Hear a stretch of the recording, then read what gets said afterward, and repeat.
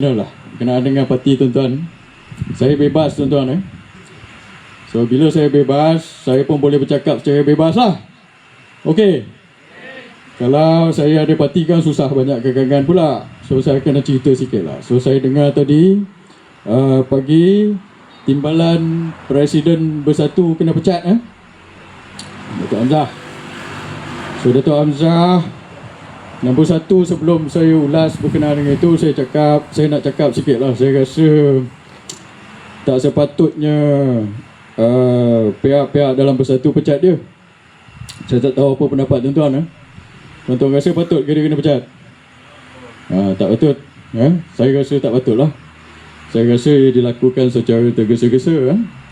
Dan saya baca lah apa kandungan sebab-sebab pemecatan itu.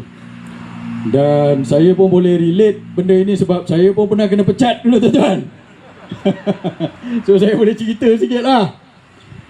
So dalam isi kandungan sebab-sebab Datuk Hamzah ni kena pecat adalah, saya baca tadi, kerana dia tak buat itu, dia tak buat ini, kerana dia bersalah atas omission. Omission ni pasal dia tidak ambil tindakan atau dia tidak buat sesuatu.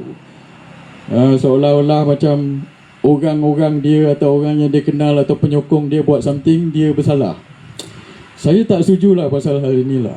Ini sebagai daripada orang luar lah tuan-tuan saya nak cakap. Sebab dalam undang-undang, kalau kita tak buat sesuatu, sebenarnya kita tak boleh diambil tindakan. Kita diambil tindakan bila kita bersalah kalau kita buat sesuatu, betul? Kalau orang lain yang buat, walaupun kita kenal orang itu, tak bermaksud kita pula bersalah. So you cannot be guilty by association. Itu maksud saya lah. Tapi whatever it is, itu saya nak komen sikit berkenaan dengan alasan pemecatan itu. So saya rasa tak sepatutnya dia dipecat. Dan apabila berlaku pemecatan macam ini, ia sebenarnya tak bagus kepada Bersatu. Bersatu ini tak adalah besar sangat lah pada saya. PAS lagi besar, betul? UMNO lagi besar. Daripada segi akar umbi lah. Dan Bersatu tak besar. Kalau Bersatu berpecah macam ini, maka akan lagi jadi kecil lah parti-parti Melayu. Susah untuk kita menyatu padukan orang Melayu lepas itu.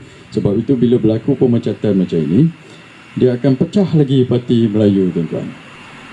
Dan Datuk Seri Hamzah cakap tadi, dia kata apa option yang ada pada dia lah. Dia kata ada 3 option lah. Nombor 1, dia kata dia boleh masuk PAS. Tuan-tuan setuju dia masuk PAS? Okey dia kan. Dia boleh masuk PAS. Sebab itu saya kata siapa yang pecat dia tu mungkin tak fikir panjang, saya rasa lah. Saya bukan nak pelekeh orang-orang Tan Sri Muhyiddin, bukanlah. Kalau mereka terasa hati ke apa, minta maaf cakap lah. Tapi saya rasa mereka tak sepatutnya pecat. Sebab Datuk Hamzah, kalau pecat dia daripada Bersatu, dia boleh masuk PAS, dia banyak option. Ataupun dia kata sama ada dia masuk PAS atau dia masuk UMNO, ataupun dia masuk berjasa. So option-option ini yang walaupun ini pasal parti dia, tapi dia tak lagi jadi ahli parti itu, dia akan melibatkan kita semua tuan-tuan. Dan tuan-tuan juga, saya bebas dan tuan-tuan dalam PAS. Kalau dia masuk UMNO, saya nak cakap pada Datuk Hamzah lah, saya tak rasa it's a good idea for dia tu masuk UMNO sekarang. Tuan-tuan setuju kalau dia masuk UMNO? Saya pun tak setuju lah, dia kawan saya.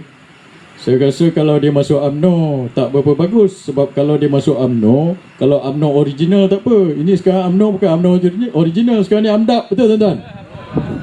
Kalau Datuk Hamzah masuk AMDAP, dia tak bagus untuk dia tuan-tuan. Dia pula jadi AMDAP, betul?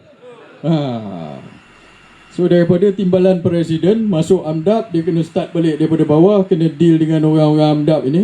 Lepas tu tak boleh bersuara dalam parlimen.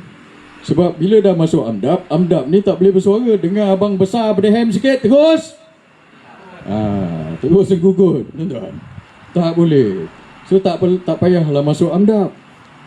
Tunggu UMNO jadi UMNO original, nanti barulah kalau nak masuk pun boleh. Tapi saya rasa apa yang dimaksudkan oleh Datuk Hamzah begini.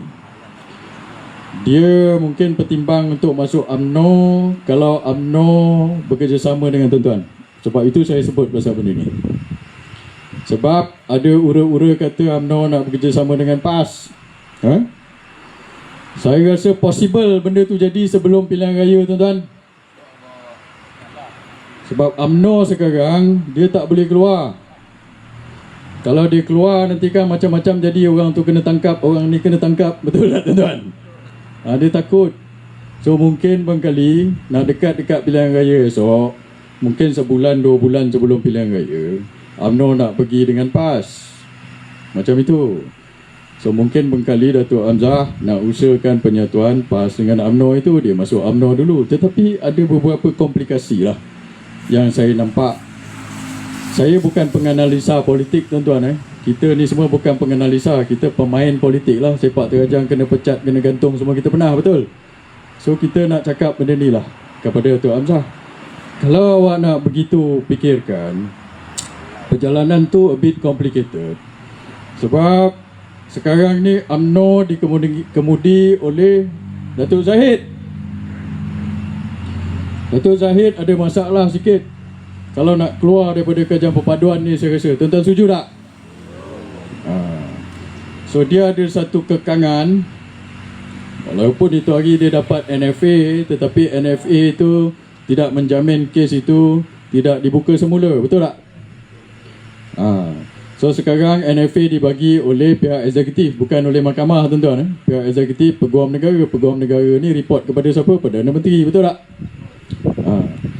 So walaupun Peguam Negara kata NFA itu tidak boleh didakwa semula, tapi dia salah, tuan-tuan.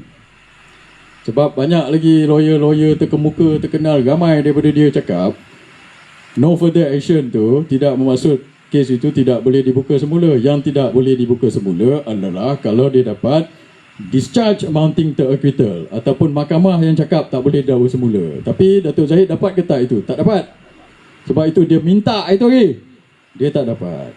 So maksudnya apa? Maksudnya kalau dia buat PL, kalau Zahid buat PL, tuan-tuan, dia boleh didakwa semula.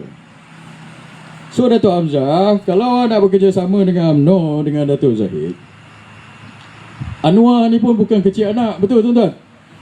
Dia dengar je Zahid nak buat PL, tuan-tuan rasa apa Anwar buat? Tuan-tuan pun tahulah. So sebab itu saya cakap, jalan itu saya tak nampak. Saya rasa UMNO akan tetap dikemudi oleh AMDAP sampai PRU 16. So tak guna Datuk Hamzah masuk AMDAP sekarang ni. Betul tak? Betul. So jalan untuk tuan-tuan bekerja dengan sama dengan PRU 16, dengan UMNO pun susah. Sebabnya apa? Presiden UMNO banyak kekangan peribadi lah. Itu pada pandangan saya. Option kedua untuk Datuk Hamzah adalah masuk PAS. Kalau dia masuk PAS, saya tak rasa orang PAS ada masalah. Betul? Tuan-tuan ada masalah kalau Datuk Zahid masuk PAS? Datuk Hamzah masuk PAS, ada masalah? Tak ada masalah. Kalau Datuk Zahid masuk PAS, ada masalah? Big problem. Itu satu lagi saya nak cakap. Even kalau tuan-tuan kerjasama dengan dia PRU 16, nombor satu confirm dia nak jadi PM, betul tak? Tuan-tuan setuju ke tidak? Susah.